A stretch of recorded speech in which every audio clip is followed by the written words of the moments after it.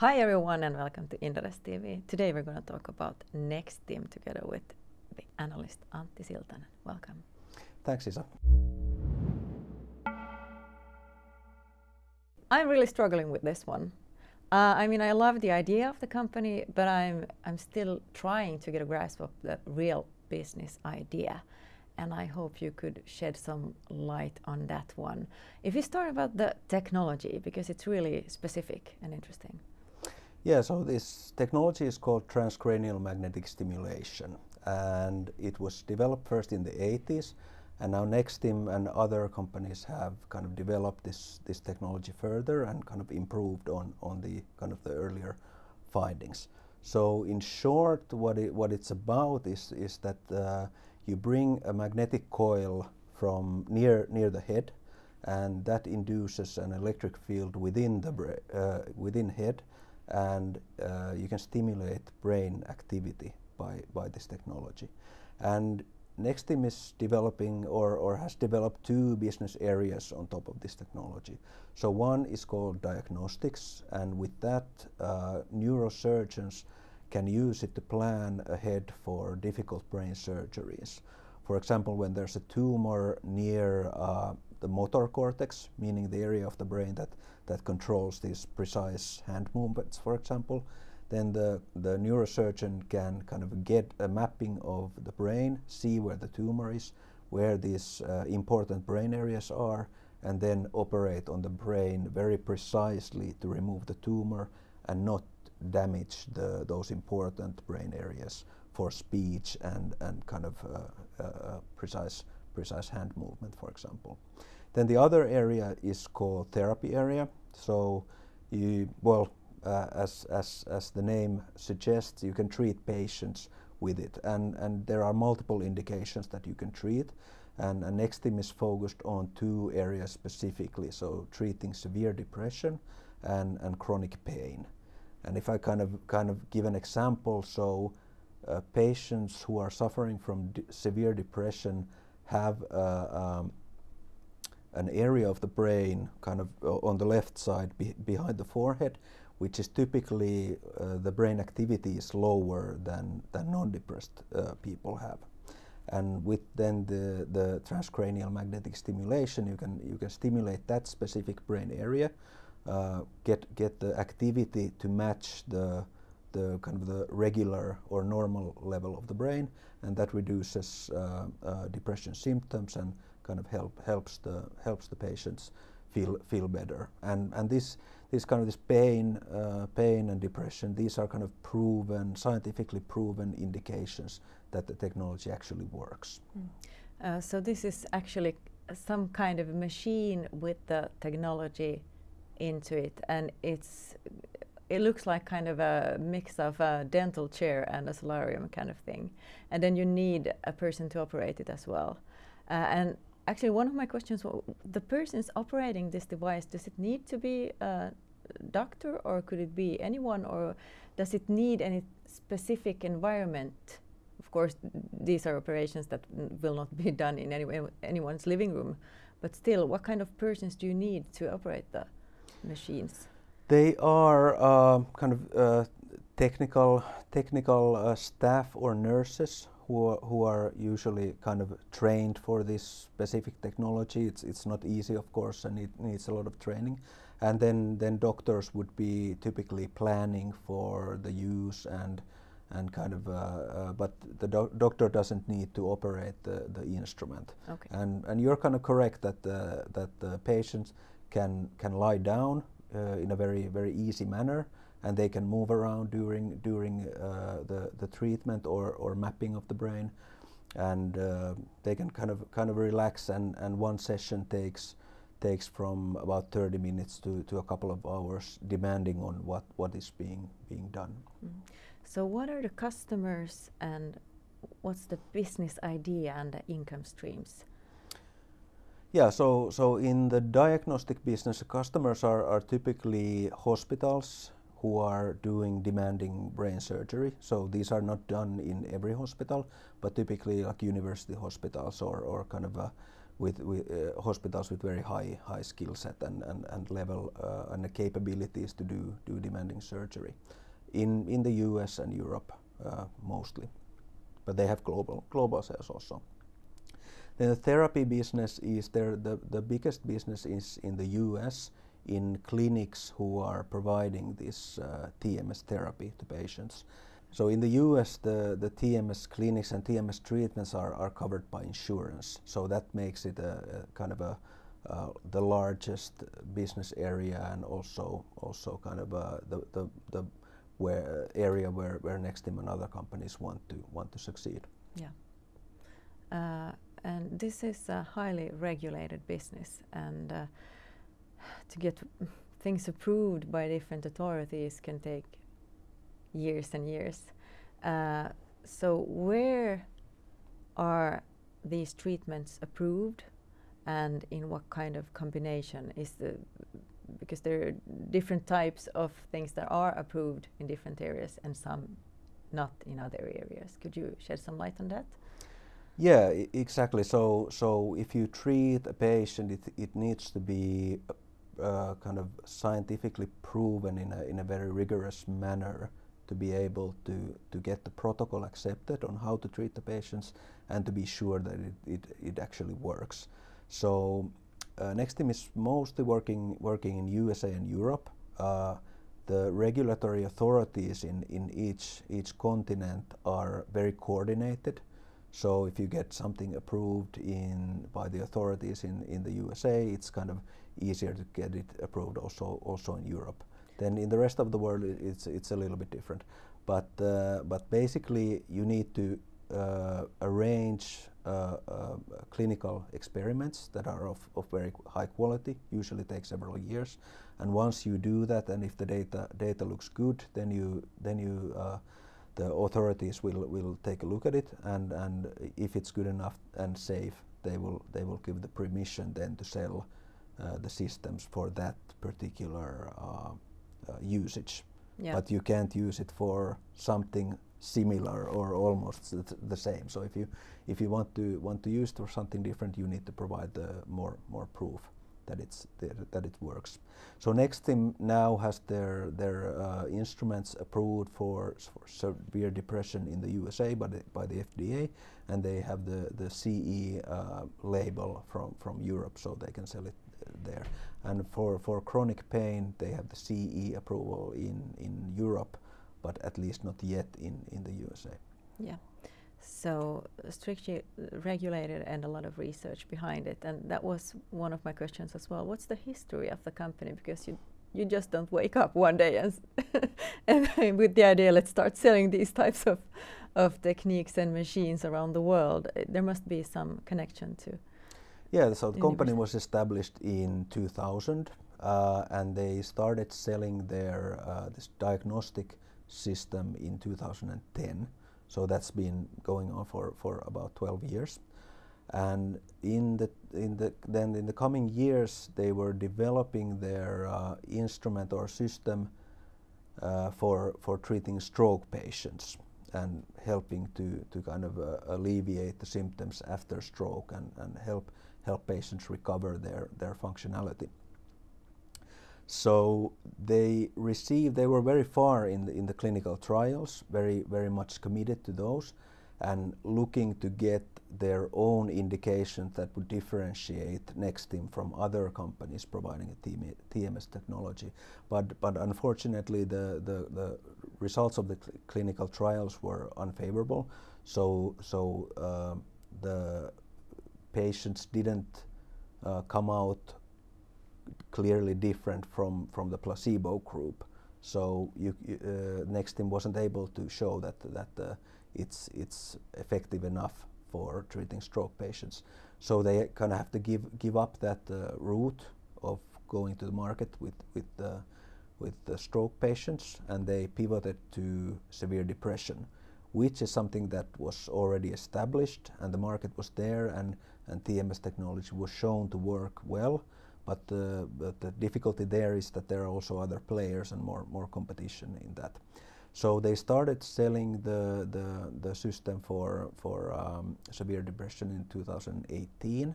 So that's more younger and kind of building on the therapy business area. So when you look at the income streams, we have the diagnostic side and the therapy side, and they're also selling services and maintenance according to this.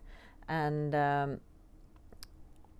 recently the company has also announced a licensing business with Magnus Medical. Could you open up the details around that one? Sure. If first a few words about the basic business. So historically, as we have talked about, Nexstim has the diagnostic business and the therapy business. And recently they have launched a device that can actually do both of these business areas. So you only need one device. You can use it for both applications. And we think that this is the direction where the company is heading, that they will more and more will be selling only one type of device that will be used for both areas. But then kind of how the revenue is realized, that they are firstly selling the instruments, of course. That's kind of a very straightforward. Then when they sell the instruments and they're building the system base, then when the instruments are used, there are recurring revenue from single-use parts and service agreements, for example. So that's kind of a continuous revenue from the system base and when it's being used. Then the third part is like you mentioned, the licensing fees. Yeah, and this is the interesting one. Right. So maybe I can go a little bit backward on where it kind of all started. Yeah. So when the TMS technology is used for treating, for example, patients with severe depression, you treat the patients once per day, 5 days per week, and then the whole treatment protocol lasts 4 to 6 weeks. So it's kind of heavy and long-lasting, and it demands a lot from the patients and also demands a lot of resources from the staff giving the treatment. So last year this new study came out which showed that you can actually treat the patients several times each day, and then the whole protocol lasts only for 1 week, and you get very good results and comparable results compared to the 4 to 6 week protocol. And this is clearly like something that the TMS companies would like to use. It's more because it's shorter, it's more efficient, and yeah, it's better for the patient and better for business. Yeah, and more patients would be able to use it, since it's kind of more reachable. Yeah. So this protocol was then licensed to a new company called Magnus Medical, and this Magnus Medical company is looking also develop their own system. And to develop the high quality system, they licensed technology from Nexstim. So this is kind of the story behind it. And earlier this year they signed the deal for the licensing, and they were then Nexstim received 3.5 million as an upfront payment. And now when they agreed to license their own technology in order to help Magnus Medical to kind of develop their own devices and technology methods for this shorter protocol. Exactly. Yeah, but there are two hooks here, as I see it. The first one is that the newer, shorter protocol isn't approved yet, and it's not like kind of a ready-to-sell product. And the second hook is that it comes with some restrictions for Nexstim in the future as well. Or am I getting this right? Exactly. If we start with the first hook. So the data that was released recently, it looked very good, but I think Magnus Medical needs to provide more data, to have more patients, to convince the authorities to give the approval. We think that the probability of getting the approval is very high, but it's less than 100%. Yeah. So that's your still some correct. question marks there, yeah, if it's going to go to market. Yeah. And then kind of if they get the FDA approval, then according to the deal made between the companies, after the FDA approval, the licensing period will start, and that will last for about 5 years.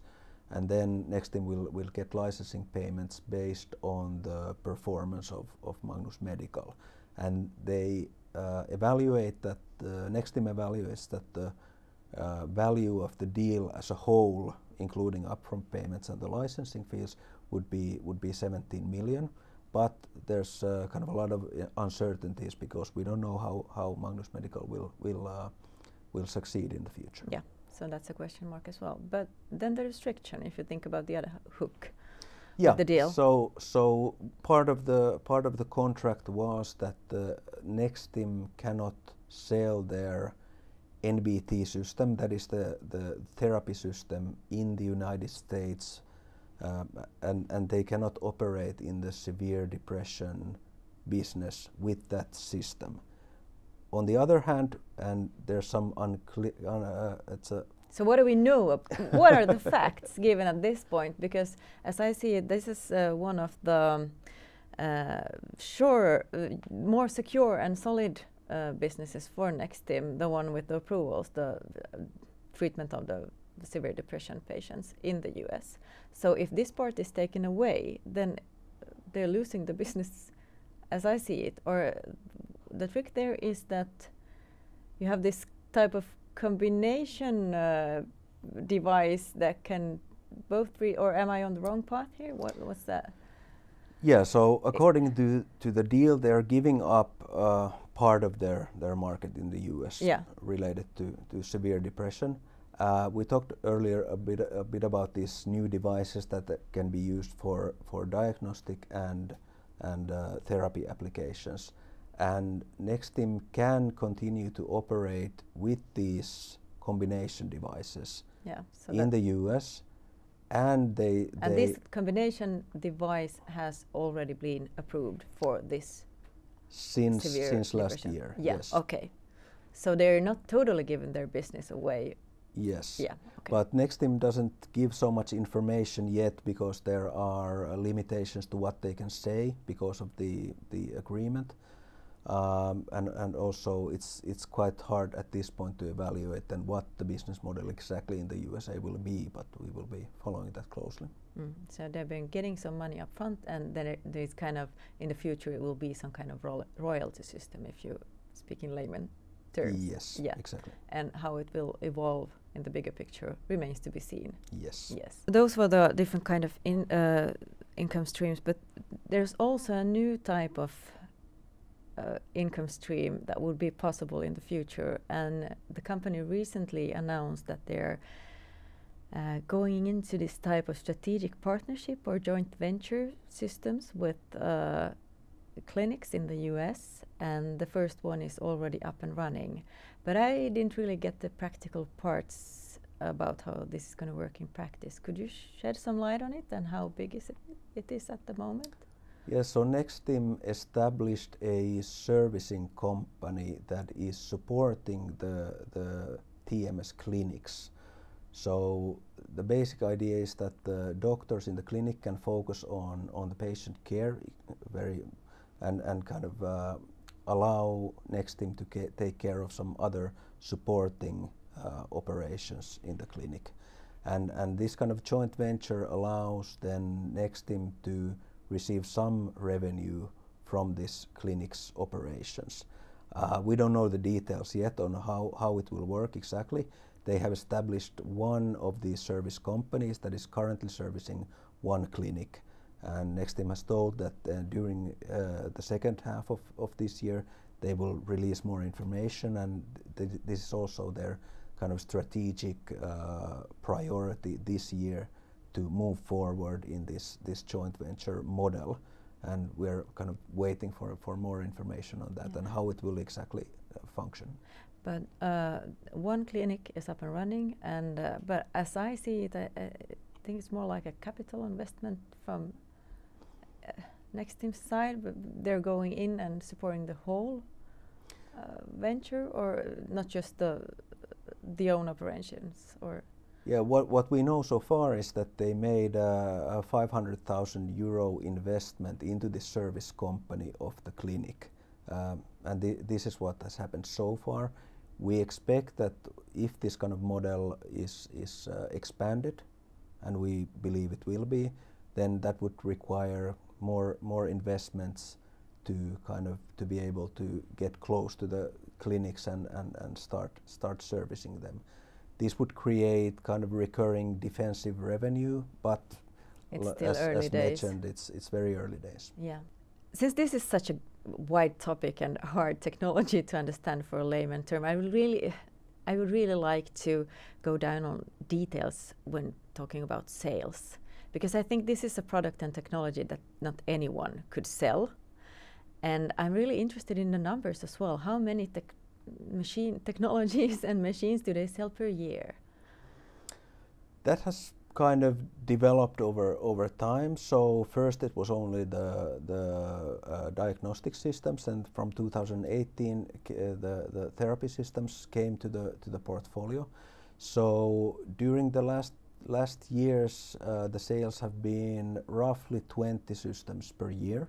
So the absolute number is not that big, and in our estimations, they would have some growth in that, so a little bit over 20 per year. But that's kind of what we're talking about, and we can clearly see that these systems that are capable of both applications are kind of taking ground from these separate devices. So, and what about the sales personnel? To get something like this into a sales pipeline, it's probably not the easiest thing to do.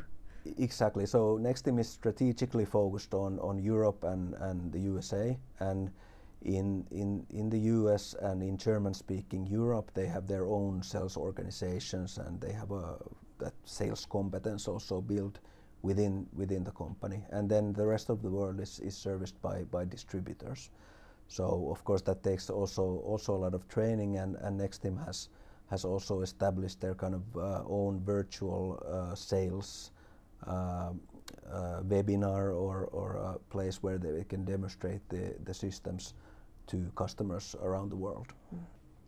So far we have been lining up a lot of risks and uncertainties, and I see a lot of costs when it comes to sales and research. But how do you see the potential of the business going forward?